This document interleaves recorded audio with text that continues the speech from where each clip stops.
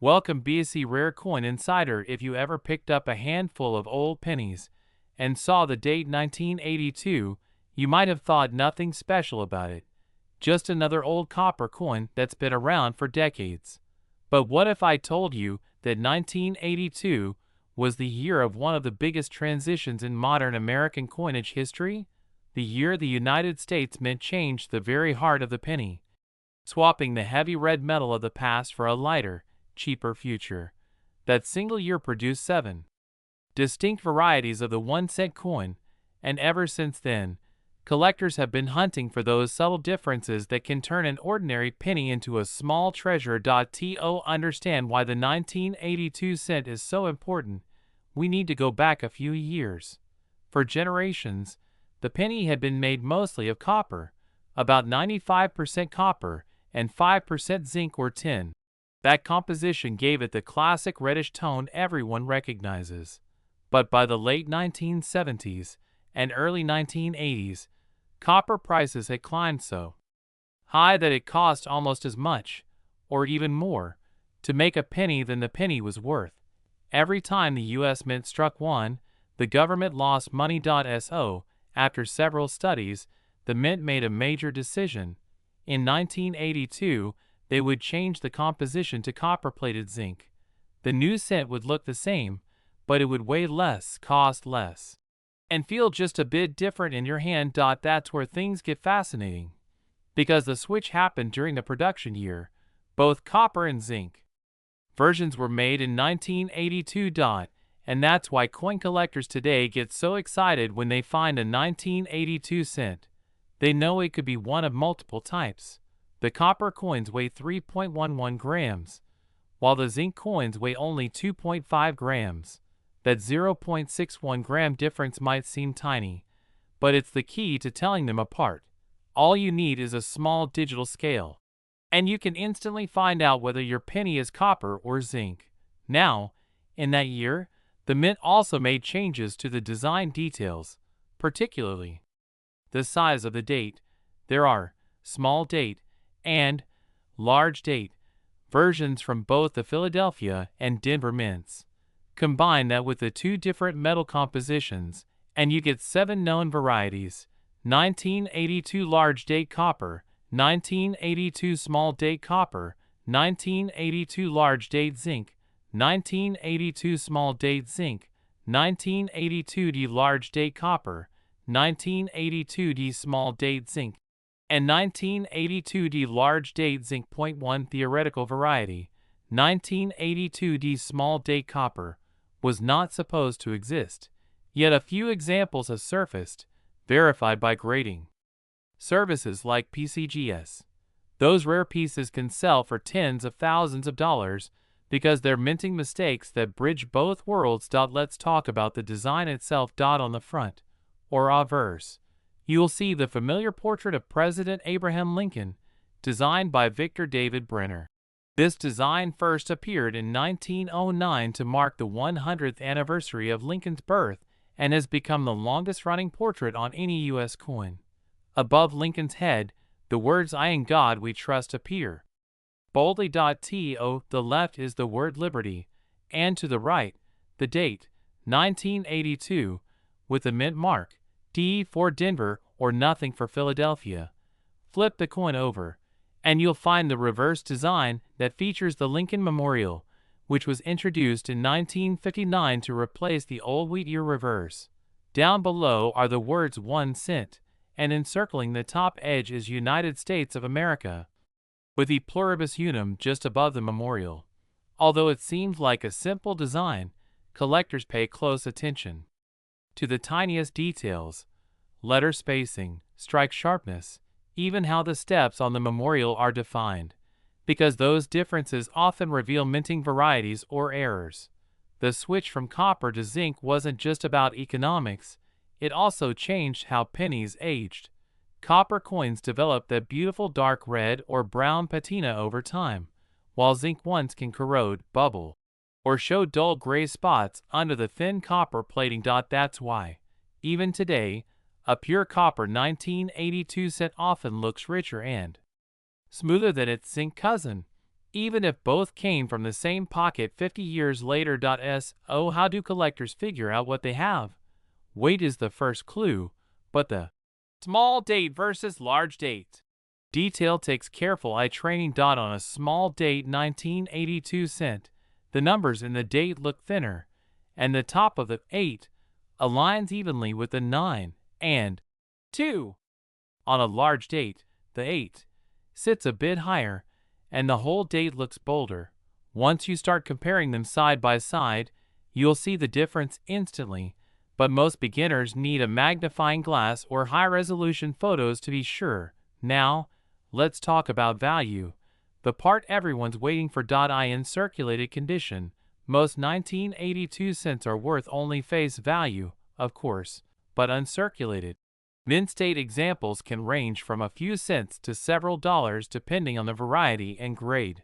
The extraordinary outlier is that famous 1982D small date copper, verified by PCGS and NGC. Only a few have ever been authenticated, and one high-grade piece sold for over $18,000 at auction. That's real money for a coin people once ignored. It's also where the myths begin.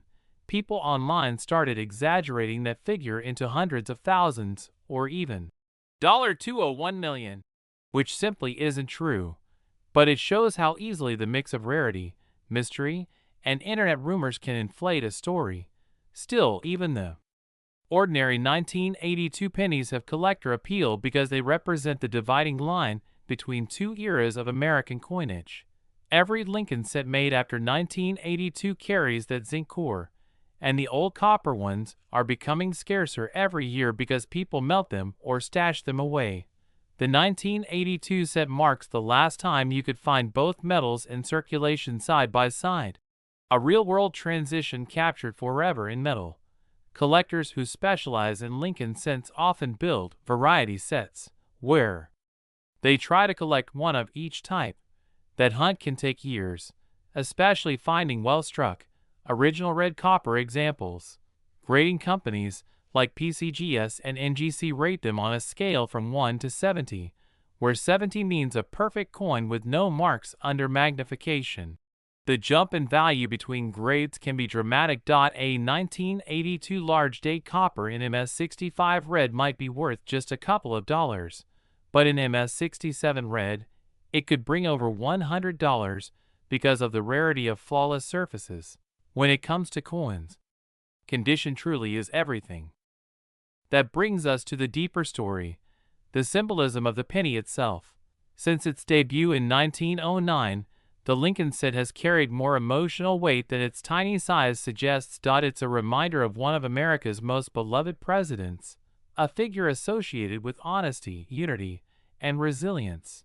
For many Americans, the penny is the first coin they ever held, the one they drop into fountains for luck or save in jars for years. So, when collectors talk about the 1982 cent, it's not just about metal composition, it's about the nostalgia, the history, and the tangible link to generations past. Imagine a kid in 1982 getting a brand new penny from a store clerk, not realizing he was holding a piece of history. Fast forward 40 years, and that same coin might still be around, slightly worn, but still bright enough to read the date that started a new chapter in U.S. coinage. That's the magic of numismatics. Every coin has a story, and every scratch or tone mark tells where it's been. The U.S. Mint facilities in Philadelphia and Denver produce billions of cents that year, so many that they remain common.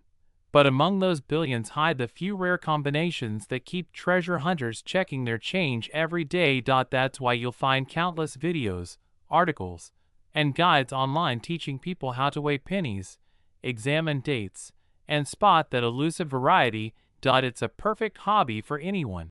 It costs almost nothing to start, and you might stumble upon a small fortune if luck is on your side. When collectors look beyond the surface beauty of a coin, they often ask one essential question: how is value actually determined? The truth is that every coin has two types of worth, the emotional and the market value, and both play a major role in the story of the 1982 Lincoln cent. On one side, you have billions of ordinary coins that might never be worth more than a single cent. But on the other side, you have those extremely well-preserved, precisely struck, or rare variety coins that the collector world prizes. The way the market separates the common from the extraordinary is through grading, authentication, and the economics of demand versus supply. To understand grading, imagine you're holding two 1982 pennies side by side. Both may look bright and reddish, but one might have a few small nicks, while the other appears flawless even under magnification. Professional grading services like PCGS, NGC, and Annex use a standardized 70-point scale called the Sheldon scale. A coin graded 1 means it's so worn that only the faint outline of Lincoln remains. A coin graded 70 means it's a perfect example, with no marks visible under 5 times magnification. Each point between 60 and 70 can make a huge price difference because serious collectors chase perfection. A 1982 large date copper in MS63 might sell for only a few dollars, but the same coin in MS67 red, still blazing with its original mint luster, can bring 100 times that. That jump happens because so few coins survive untouched by time, circulation, or even careless handling. Now, if you've ever wondered what the red, brown, and brown labels mean on copper coins, it's all about color and oxidation. When a copper coin leaves the mint, it glows with a fresh orange-red tone. Over decades, exposure to air darkens it. If at least 95% of the surface still shows that original red color, it earns the red designation. Between 5 and 95% red gives red-brown, and less than 5% red becomes brown. A difference that sounds purely cosmetic actually drives huge price swings. Collectors crave that fiery mint glow because it captures the exact look the coin had on the day it was struck. Zinc coins, on the other hand, tend to lose their red color faster, often developing dull patches or tiny blisters under the thin copper plating, a common issue known as zinc rot. That's one more reason why the copper varieties of 1982 remain more desirable. Let's move deeper into the world of coin errors, because this is where fortunes can hide. During the chaotic transition year of 1982, the mint was experimenting, adjusting presses, and switching planchets between copper and zinc. That opened the door for wrong planchet errors, coins struck on the wrong metal blank. Suppose a few leftover copper planchets accidentally ended up in the Denver presses that were supposed to be striking zinc coins. The result would be the fabled 1982D small date copper cent, a true minting accident that defied official records. Only a handful are known, and each confirmed piece sends ripples through the coin community. Some rumors even claim that more examples might still be out there, undiscovered in old jars or forgotten rolls. That possibility keeps treasure hunters searching every pocketful of change. But errors go beyond composition. You can also find off-center strikes, double dies, broad strikes, die cracks, and plating bubbles. A strong double die, where design elements like the date or lettering appear doubled, can transform a humble cent into a valuable variety. Every year, experts examine thousands of 1982 cents under microscopes, hoping to discover new double die obverse or reverses that might add fresh chapters to numismatic reference books. Sometimes, it takes decades before a new variety gains recognition.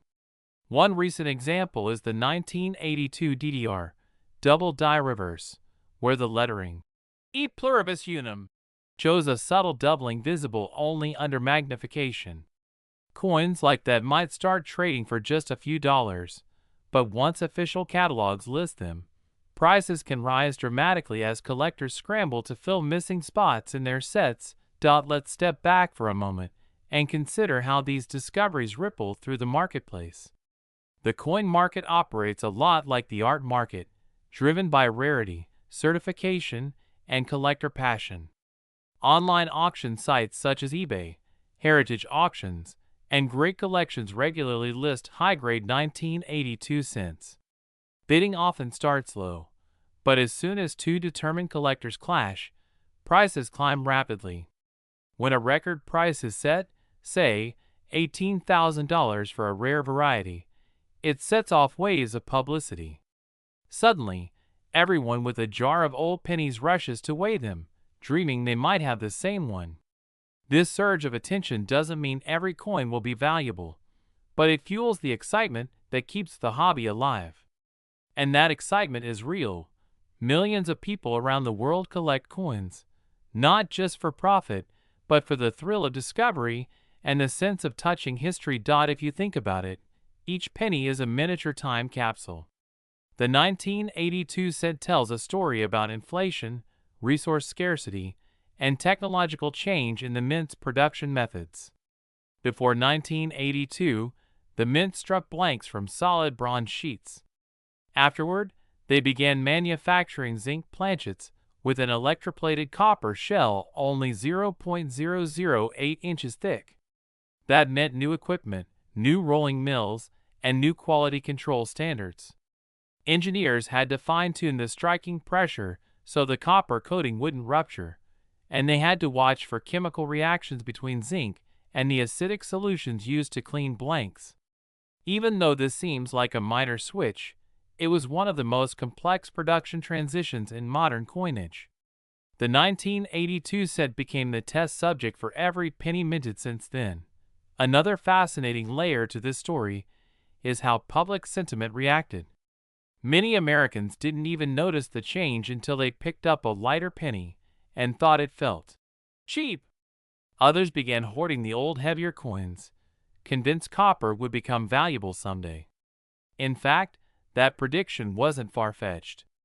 As copper prices rose in later decades, the intrinsic metal value of a pre-1982 penny sometimes exceeded 1 cent, meaning technically the government was losing money if people melted them down. Today, it's illegal to melt pennies for their metal, but that hasn't stopped collectors from saving them in jars, boxes, and 5-gallon buckets as a long-term hedge against rising copper prices. Some enthusiasts even run sorting machines that separate copper from zinc using weight sensors, keeping the 3.11-gram coins as a kind of poor man's bullion. All of this leads to the psychology of collecting, the invisible force that gives ordinary objects extraordinary meaning. People collect coins because they represent permanence in a fast-changing world. Each coin is a link to an exact moment in time: who was president, what the economy was like, what the mint was experimenting with. When you hold a 1982 penny, you're literally holding a piece of the Reagan era, a tiny artifact from a year when personal computers were emerging, the space shuttle was new, and pop culture was exploding. That emotional connection fuels demand just as much as rarity does. A collector might happily pay $50 for a flawless coin not because it's rare, but because it completes a set or rekindles a childhood memory of emptying pockets with a parent or grandparent. There's another dimension too: the artistry of design. Victor David Brenner's portrait of Lincoln, first carved in 1909, was inspired by a plaque he had sculpted years earlier. The simple, humble pose captures Lincoln's humanity rather than his power. Over the decades, small refinements have sharpened lines or adjusted lettering, but the essence has remained untouched. When you examine a 1982 cent under magnification, you'll see the crisp separation of Lincoln's coat collar, the texture of his beard, and the tiny initials, VDB, near his shoulder, details often overlooked by the casual observer. The reverse, showing the Lincoln Memorial, was designed by Frank Gasparo. If you look closely, you can actually see a tiny statue of Lincoln inside the memorial, making it the only coin design that depicts the same person on both sides. Details like that remind us how much craftsmanship goes into every cent. By the early 1980s, the mint had perfected high-speed striking technology. Philadelphia and Denver each produced billions of cents that year, approximately 10.7 billion in total. Because of this massive output, individual die pairs wore out quickly, causing minor variations. Those subtle die wear patterns are what specialists study when attributing specific varieties. Some even collect die states, tracing how cracks or chips progressed over time. It's a microscopic science within the hobby, and the 1982 cents offer endless opportunities for study because of their transitional chaos. When you start learning these details, you realize why some people dedicate their entire careers to Lincoln cents. There are clubs, conventions, and research journals focused solely on this 1-cent piece. The Lincoln Cent Resource website, for instance, catalogs hundreds of known die varieties, while grading services issue population reports showing how many coins of each variety have been certified in specific grades. These reports guide market value because they reveal true rarity, not how many coins were made, but how many high-quality examples survive. For the 1982 varieties, that number is relatively low compared to modern issues, which explains why premium examples draw strong bidding competition. Another aspect worth exploring is the difference between business strike coins and proofs. Proof coins are specially made for collectors using polished dies and planchets to create mirror-like surfaces and frosted details. The Mint did produce proof Lincoln cents in 1982 at San Francisco, identified by the S. Mint mark. However, all proofs that year were struck on zinc planchets. That means there are no official 1982 copper proofs, which adds intrigue because any 1982 cent found to be solid copper would represent a unique minting anomaly. So far, none have been confirmed, but collectors never stop checking proof sets with a scale, just in case lightning strikes twice. Speaking of lightning, the coin market can sometimes behave unpredictably. Prices fluctuate with collector trends, economic cycles, and media attention. When social media channels, TikTok clips, or YouTube videos claim a penny is worth millions, interest spikes overnight. Viewers start raiding change jars, searching in drawers, and visiting coin shops. Dealers experience sudden demand, and genuine rare coins may rise in value temporarily. But the market eventually stabilizes once reality sets in. The lesson is simple: information moves markets, and accuracy matters. Serious collectors rely on verified auction results, not viral headlines. According to major auction archives, the highest confirmed sale for a 1982 cent is in the tens of thousands, not millions. Yet that doesn't diminish the thrill of searching, because finding even a $100 or $500 coin in pocket change feels like winning a small lottery. The best part about the 1982 cent story is accessibility. You don't need expensive equipment or expert knowledge to begin. A cheap digital scale, a magnifier, and patience are enough. Start by separating all your pennies by date, weigh each 1982, and note whether it's copper or zinc. Then check the shape of the date for the small or large variety. Over time, your eyes will sharpen, and you'll start spotting tiny details you never noticed before. It's a calming, almost meditative hobby that combines curiosity with history. Some collectors share their discoveries online, posting photos and videos of unique finds. Others quietly build collections and albums, content to know that they're preserving a piece of American heritage 1 cent at a time. When we start talking about coin value, one of the biggest lessons every collector learns is that price and hype are not the same thing. The real value of a coin lives at the intersection of rarity, demand, and condition. Hype is the noise that surrounds it. And the 1982 Lincoln cent has been surrounded by more noise than almost any modern coin. Over the years, photos of ordinary pennies have gone viral with headlines shouting numbers that sound impossible. 1 cent worth $200 million. Or, check your change, the 1982 penny that can buy a mansion. These claims bounce from social media posts to news blogs, gathering clicks and comments. But when we trace them back, they almost always lead to misunderstanding or exaggeration. No official auction has ever recorded a $201 million sale for any penny. In reality, the highest verified prices for 1982 varieties reach into the tens of thousands, which is still incredible but far more believable. So how did this rumor start? It's a perfect storm of truth mixed with myth. There really is a rare 1982D small date copper cent, confirmed by professional graders. It really has sold for five-figure sums. Then someone online confused that real sale with a typo, perhaps writing $20,100 instead of $20,100, and another person misread it as $201,000. From there, the story mutated.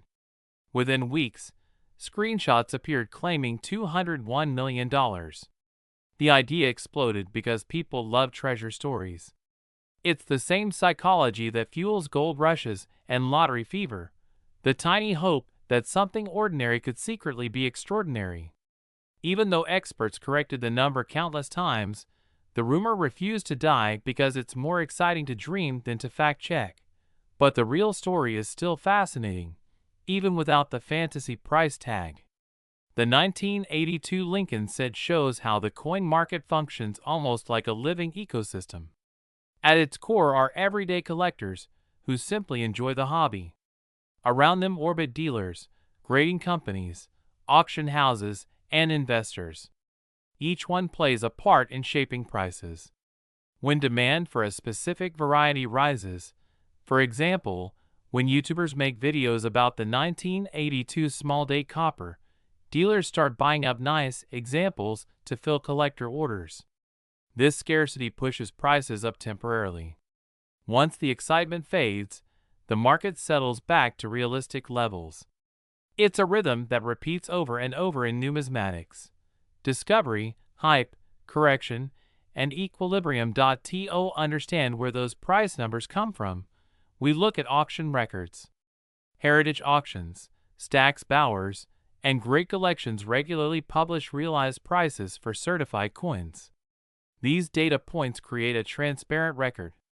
For example, in 2017, a high-grade 1982D small-date copper cent authenticated by PCGS sold for nearly $18,000. Another in slightly lower grade brought around $10,000 a few years later. Those sales became benchmarks. Dealers reference them when estimating the value of similar coins. Online price guides, like PCGS CoinFacts or NGC's database, update values based on the latest verified results. This system keeps the market grounded in evidence instead of rumor. Now let's talk about current market dynamics.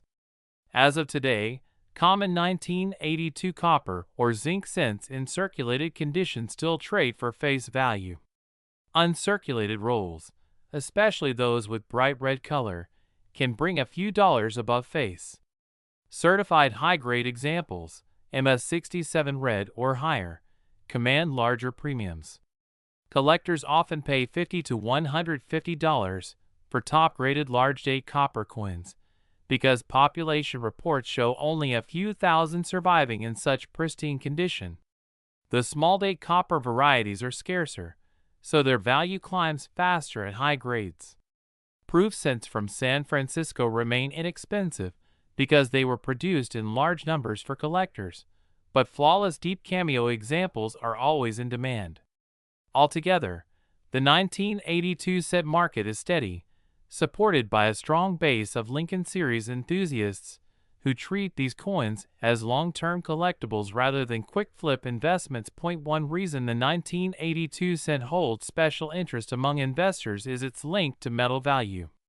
Before 1982, pennies contained about 3 grams of copper, and with copper prices fluctuating between $3 and $5 per pound, the raw metal content of a pre-1982 penny sometimes equals nearly 2 cents. That means every copper penny is technically worth twice its face value in metal, although melting them remains illegal. Still, many investors see copper cents as miniature bullion. They accumulate thousands, betting that if melting ever becomes legal, their stockpile could double in nominal worth. This long-term view gives the 1982 cent an unusual dual identity, part collectible, part speculative commodity. The coin sits at the crossroads between hobby and investment. Let's shift our lens to the human side of collecting, because coins, at their core, are about stories. Walk into any coin show, and you'll see people from every generation trading, chatting, comparing notes. Many of them began exactly the same way, by pulling a strange penny out of change and wondering why it looked different.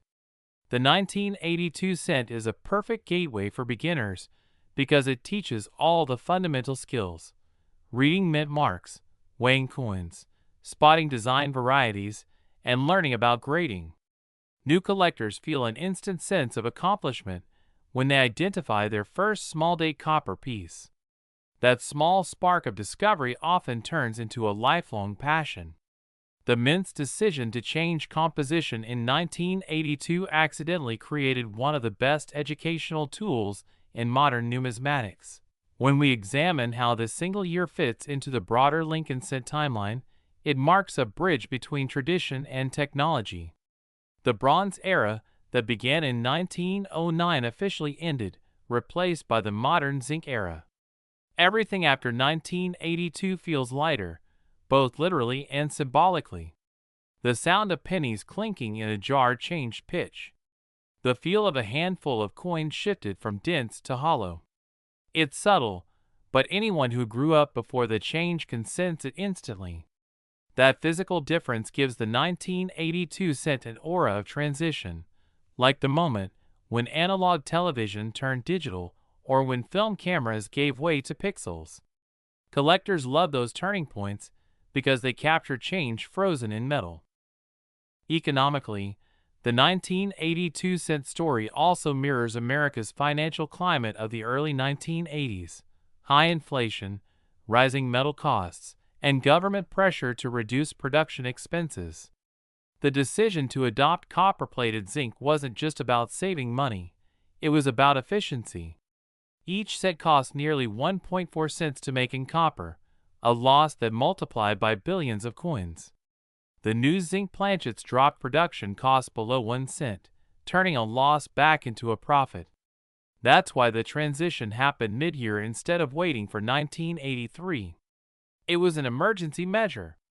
In hindsight, it worked.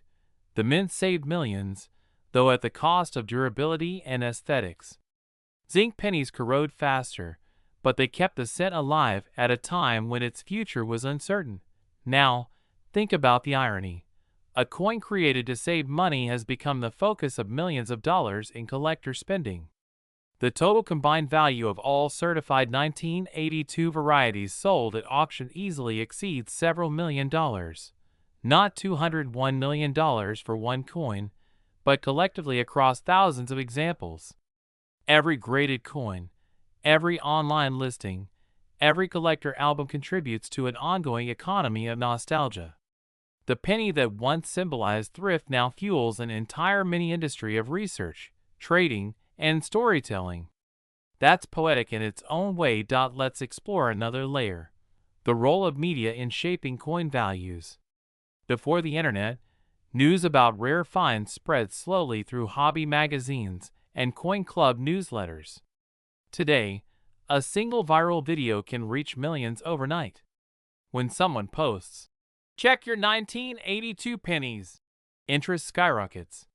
Coin shops receive calls, social media groups flood with photos, and grading companies see submission spikes. Some of these videos help educate people, others unintentionally spread myths. But regardless of accuracy, they expand awareness of the hobby. Every viewer who starts searching their change adds fresh energy to the collector community. That's why serious numismatists often welcome the attention, even if they spend extra time correcting misinformation afterward.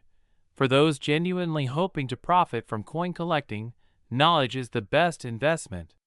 Understanding mintage figures, die varieties, and grading standards gives you a sharp edge. If you specialize in 1982 cents, you learn to identify subtle differences, the shape of the 2, the tilt of the mint mark, the way Lincoln's shoulder is defined. You compare scales, study reference books, and maybe even photograph your finds under a microscope. Over time, you start recognizing patterns that others overlook. That expertise turns an ordinary hobby into a skill set that can generate real income through buying, selling, or appraising coins. Yet, beyond money, there's something deeper at play. Coins like the 1982 cent connect people across generations. A father might hand a jar of old pennies to his child, saying, "See if you can find the copper ones." That simple activity becomes a memory. Teachers use pennies to explain inflation, composition, and history. Artists turn them into mosaics. Economists use them as examples of cost versus value. The penny may be small, but it touches culture in countless ways. The 1982 cent, sitting right at the divide between two metals, symbolizes change, not just in currency but in society's relationship with money itself. As we move further into the 21st century, the future of the 1-cent coin remains uncertain. Every few years, lawmakers debate whether to retire it altogether because production still costs more than its face value. If that day ever comes, the final year of the penny will gain even greater historical significance. And when that happens, transitional issues like the 1982 cent will become cornerstone pieces in collections documenting the life and death of America's smallest denomination. Imagine how people in 2082 might look back at these coins, not as pocket change, but as relics of a bygone era when copper and zinc carried national symbolism. From a storytelling perspective, that's what makes the 1982 cent so powerful for a YouTube video.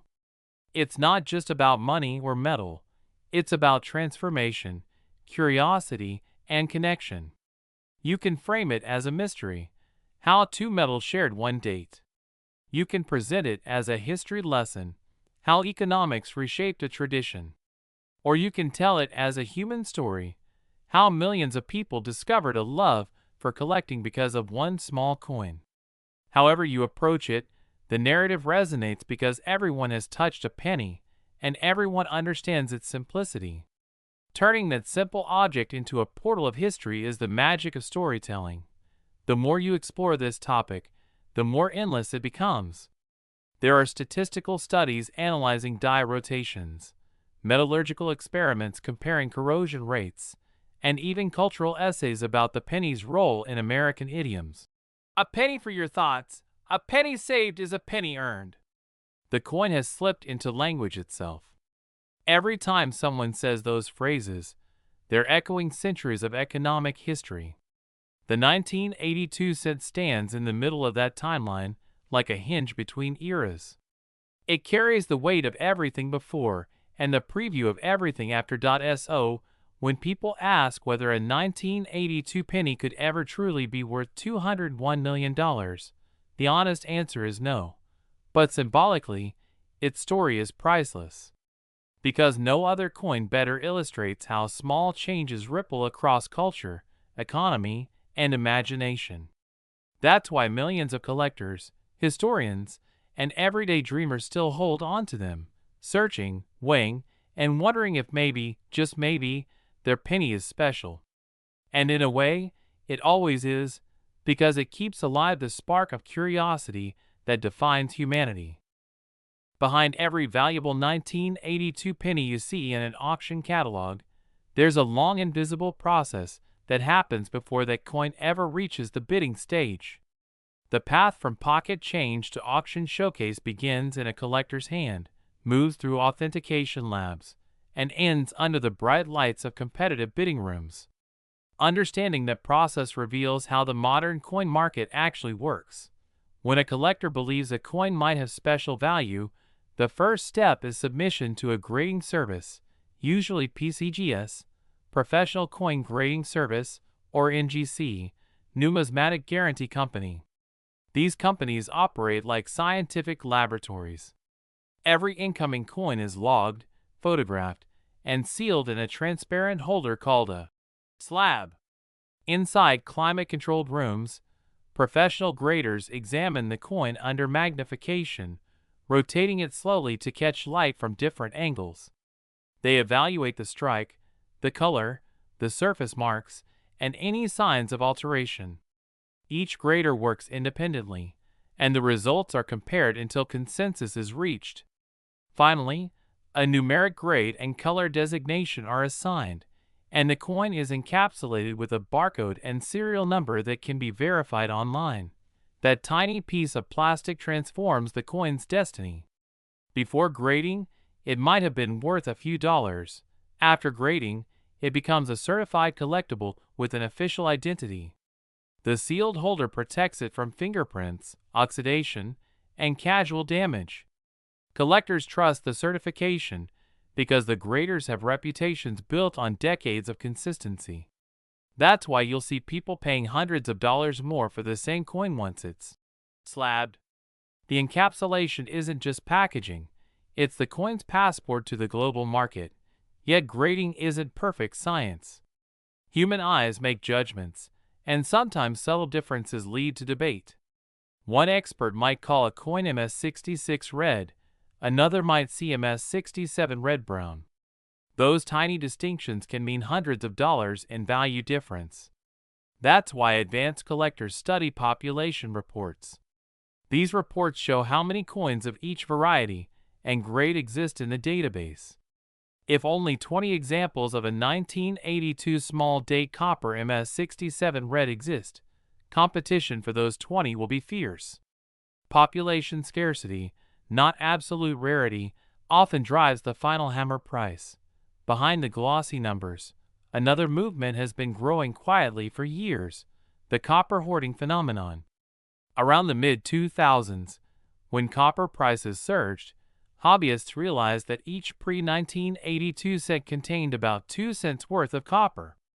Online forums buzzed with posts about sorting machines that could separate 3.11-gram copper pennies from lighter zinc ones. People started buying sacks of pennies from banks, running them through home-built sorters powered by conveyor belts and sensors. They stored the heavier coins in 5-gallon buckets labeled CU. Entire YouTube channels appeared devoted to penny sorting. While melting coins for metal profit remains illegal under U.S. law, the thrill of stacking tangible wealth in small change created a grassroots subculture. The 1982 cent plays a starring role in that movement because it straddles the line between copper and zinc. Hoarders weigh their coins carefully, keeping every 3.11-gram example as investment copper and discarding the lighter ones. To them, each coin is a miniature ingot, a tiny piece of a future copper market. Whether or not those dreams ever pay off financially, the act of collecting gives them satisfaction similar to stacking gold or silver. But where there's value, there's risk, and that brings us to counterfeits. Yes, even the humble penny has been forged. Some scammers take common 1982 zinc cents and plate them with a thicker layer of copper to imitate the heavier alloy. Others alter dates on earlier or later cents to mimic rare varieties. A few go so far as to grind off mint marks or re-engrave small date shapes. Most of these fakes are crude and easy to spot with a scale. The weight always gives them away, but beginners can be fooled. That's why experts emphasize authentication. A genuine 1982D small date copper cent weighs exactly 3.11 grams, not 2.9, not 3.2, and not 2.5. If the number's off, it's either zinc or tampered with. Certified examples remain the safest route because grading companies test metal composition using X-ray fluorescence before sealing the coin. To protect coins that are genuine, preservation becomes a lifelong habit. The three biggest enemies are moisture, acid, and human skin. Skin oils and sweat can stain copper permanently within seconds.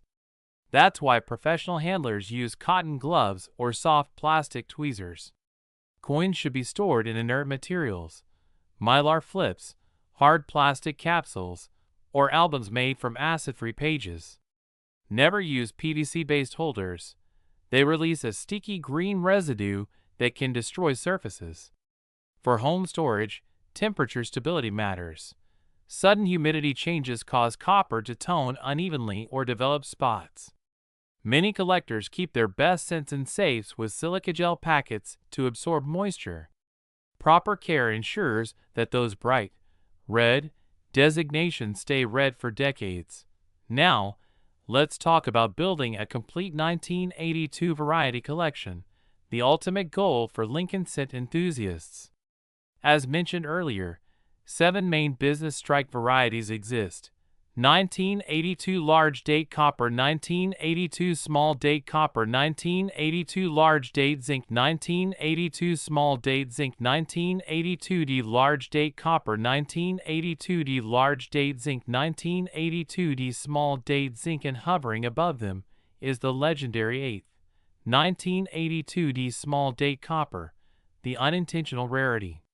Completing this set means acquiring at least one high-grade example of each confirmed type and, for the lucky few, someday finding that mythical copper Denver strike. Collectors usually start with circulation finds. They weigh, categorize, and store examples until they have all the basics. Then they upgrade gradually, replacing circulated coins with uncirculated ones, focusing on color quality. After that, advanced collectors chase high-grade slabs, comparing mint luster brilliance under light. Some even design custom display cases that show both obverse and reverse side by side, using LED strips to highlight Lincoln's portrait and the Lincoln Memorial simultaneously. Display matters because these coins tell a visual story. The evolution from heavy bronze to lighter zinc is something viewers can literally see when the coins are lined up. Alongside the main types are error subvarieties, off-centers, die cracks, and transitional planchet pieces. A complete 1982 study set might include examples showing every possible minting flaw from that chaotic year. Those sets often appear in coin show exhibits labeled "The Year of Transition." Judges at numismatic conventions love such displays because they illustrate both artistry and industrial history. Serious collectors maintain detailed records, where each coin came from, what it cost, what its certified grade is, and how it compares with population statistics. They treat their collections almost like scientific research projects. Over time, these notes become valuable reference material. Some even publish findings in hobby journals, adding new data to the public knowledge base. Every time someone documents a new die crack or plating flaw, the 1982 cent story grows a little richer. Another modern concern in preservation circles is toning, the natural color change that happens when copper reacts with air. Beautiful rainbow toning can increase desirability, but blotchy or spotted toning reduces eye appeal. The key factor is uniformity. If a coin develops an even, golden hue, collectors often call it cherry red or sunset bronze. Artificial toning, however, where someone uses chemicals or heat to simulate age, is frowned upon. Grading companies have developed spectroscopy tests to detect fake toning patterns. That's why natural storage conditions are always safer than experimental cleaning or coloring. Cleaning a coin with polish or acid instantly kills its collector value, no matter how shiny it looks afterward. In the coin world, originality is sacred. Beyond individual collecting, there's an entire community culture surrounding the 1982 cent online forums like Coin Talk, Reddit r/coins, and the Lincoln Cent Collectors Club host daily discussions about new finds. People share microscope photos, trade duplicates, and offer advice to beginners. Veteran collectors often mentor newcomers, explaining how to identify small date numerals or weigh coins correctly. The tone is surprisingly generous. For many, teaching others is as satisfying as owning rare pieces. You'll find friendly rivalries too. competitions to see who can assemble the highest graded registry set, tracked publicly on grading company websites. The 1982 cent section of those registries attracts constant updates because it's one of the few modern coins with such complex variety classification. Meanwhile, academic numismatists, historians who study coins professionally, analyze the 1982 changeover from a technological angle. They examine mint documents, memos, and engineering reports to understand how the decision unfolded. Records reveal that the mint ran parallel production lines for months, gradually replacing copper blanks with zinc while using up leftover stock. That logistical ballet produced overlapping batches and subtle metal inconsistencies that modern metallurgists can still detect with X-ray fluorescence. Each 1982 cent carries microscopic clues about the exact week it was minted, like growth rings in a tree. That makes every coin a data point for historians reconstructing the timeline of the transition. For storytellers, all of this depth turns a simple penny into an epic subject. You can describe the echo of stamping presses, the scent of hot metal rolling off conveyor belts, the hum of the coining machines that struck billions of tiny Lincolns. Then picture the human hands, mint workers adjusting pressure gauges, quality inspectors squinting under fluorescent lights, children decades later discovering those same coins in drawers. From industrial steel rollers to nostalgic kitchen tables, the 1982 cent connects generations in a single chain of touch. When collectors display their full 1,982 sets at shows, spectators often ask one question: why spend so much time on pennies? The answer comes back softly but firmly: because each coin is history you can hold. It's science, art, and economy fused into one circle of metal. The hobby teaches patience, precision, and appreciation for detail, qualities that spill over into everyday life. Sorting scents trains your eye to notice differences. Weighing them trains your mind to think analytically. And that mindset, the ability to see value where others see smallness, is what defines both collectors and visionaries. By now, you can see how the 1982 Lincoln cent, despite its tiny size and humble denomination, embodies a world of stories, industrial change, economic policy, human curiosity, and artistic endurance.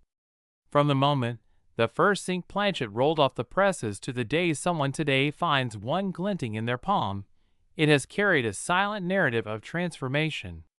Every time someone flips one over and reads E pluribus unum, out of many, one, they're not just reading Latin.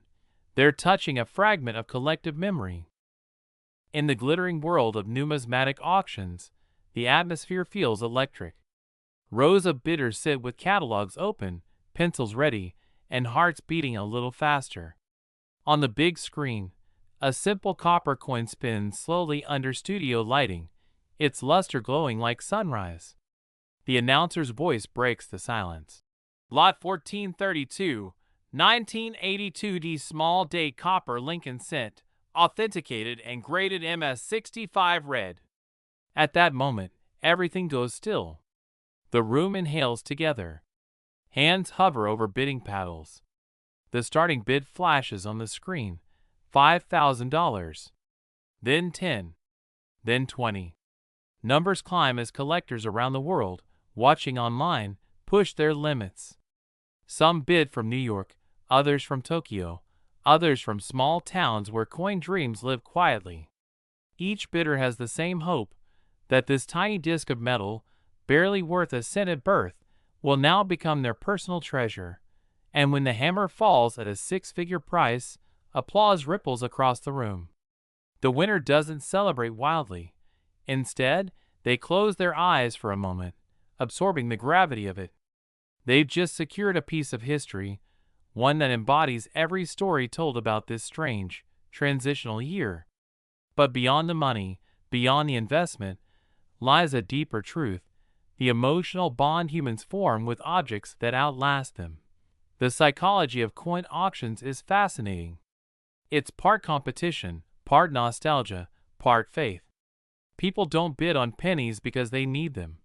They bid because they believe in what they represent.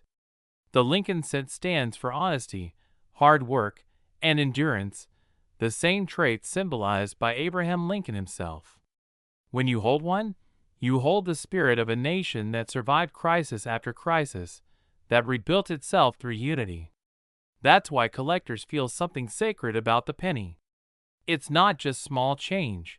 It's the heartbeat of everyday America, the sound of countless lives echoing through generations. Economists sometimes try to quantify that emotion in graphs and charts. They analyze market trends, how copper prices influence collector interest, how the generational shift to digital money reduces circulation, how nostalgia spikes demand for physical coins. And yet, none of those numbers can capture the warmth people feel when they find an old penny in their palm. It's memory in metal form. A reminder of childhood coin jars, of grandparents counting change at kitchen tables, of the simple thrill of discovery when you spot a rare date glimmering in ordinary change. As we look toward the future, market forecasts suggest that top-graded 1982 cents, especially those certified as rare varieties, will continue to appreciate. Population reports grow slowly. Few pristine examples remain hidden. Every time a new one surfaces, it attracts global attention.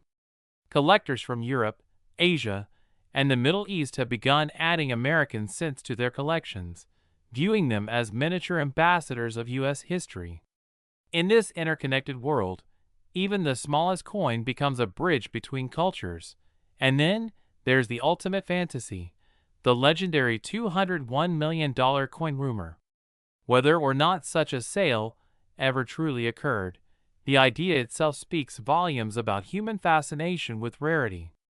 We love believing that something so common could secretly be priceless. It gives us hope that hidden within our daily lives, miracles still exist, small, copper miracles waiting to be found. That hope keeps the hobby alive. Every roll opened, every coin examined under a desk lamp, every "what if" whispered by a collector adds to the legend. But the real worth of the 1982 cent cannot be measured in dollars. Its value lives in the curiosity it sparks, the knowledge it preserves, and the connections it creates among people who may never meet yet share the same quiet obsession. A coin is, after all, a storyteller that never needs words. Its scratches, toning, and edges hold conversations between time and touch. Think about this. The first person to spend that penny in 1982 might have used it to buy a piece of candy for a child. That child might have grown up, dropped the coin in a piggy bank, and forgotten it. Decades later, another hand finds it, studies it, cherishes it, and sees it not as candy money but as history. The coin never changed, only our perspective did. That is the magic of numismatics, the transformation of the ordinary into the extraordinary simply by learning to see. Now imagine this final scene for your video. The camera zooms slowly onto a single penny lying on a wooden table. Morning sunlight filters through the window, glinting off its surface. A voice speaks softly over a rising orchestral score. Once, this was just 1 cent. But value isn't about what something costs, it's about what it represents. This little coin carried the face of a president, the strength of a nation, the transition of an era, and the dreams of collectors who refuse to stop searching. The camera pans upward, showing jars of pennies, stacks of albums, hands sorting through change. The narration continues. Maybe somewhere out there, another rare 1982 coin still waits to be discovered. Maybe the next great find is in your pocket right now. Because history isn't locked in museums, it lives in your hands, hidden in plain sight. The screen fades to black. The sound of a single penny dropping echoes. A whisper follows. Check your change. You might be holding history. And with that final line, your video would end not just as an educational piece, but as a story of wonder, an emotional, cinematic journey from factory floor to collector's heart. So when viewers click away, they won't just remember statistics or auction prices. They'll remember the feeling, the realization that even the smallest objects can carry the weight of time, art, and human hope. They'll look at every coin differently.